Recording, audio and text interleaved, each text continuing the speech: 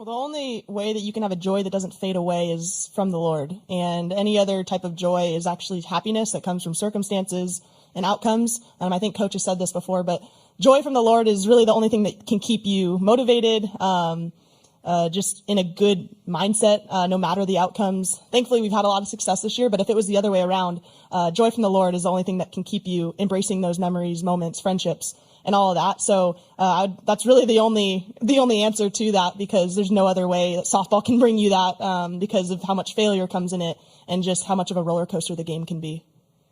1,000% agree with Grace Lyons. I went through that my freshman year.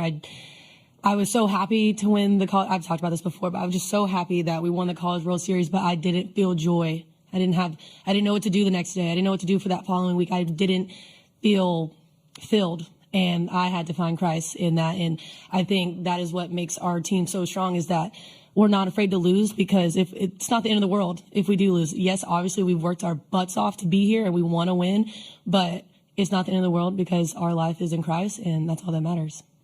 Yeah, I think a huge thing that we've really just latched onto is eyes up. And you guys see us doing this and pointing up, but we're really like fixing our eyes on Christ. And that's something where, like they were saying, you can't find a fulfillment in an outcome, whether it's good or bad. And I think that's why we're so steady in what we do, and our love for each other and our love for the game, because we know this game is giving us the opportunity to glorify God. Mm-hmm. And I just think once we figured that out and that was our purpose and everyone was all in with that, it's really changed so much for us. And I mean, I know myself, I've seen so much of a growth in myself with once I turned to Jesus and I realized how he had changed my outlook on life, not just softball, but understanding how much I have to live for, and that's living to exemplify the kingdom. And I think that brings so much freedom. And I'm sure everyone's story is similar, but we all have those great testimonies that have really like shown how awesome it is to play for something bigger.